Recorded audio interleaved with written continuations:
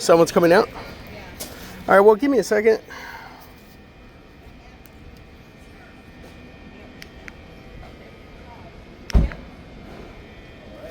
Okay, I'm just setting this down really quick right here.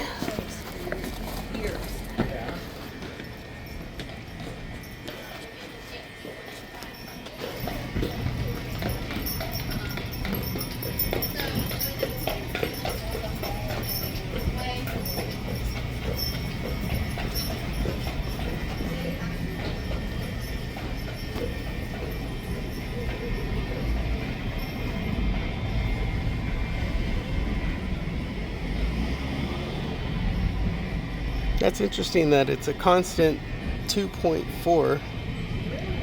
Yeah, I don't see any kind of like electricity boxes or anywhere like near it, like to the left or right of the meter. You know, maybe if it's underground. Oh, anyways, if it was underground, I wouldn't be detecting it right now, because the detector only does picks up EMF from the sides. And as you can see, there's no, well, maybe this thing right here. Might be that. Let me see what happens if I get a little bit closer to it.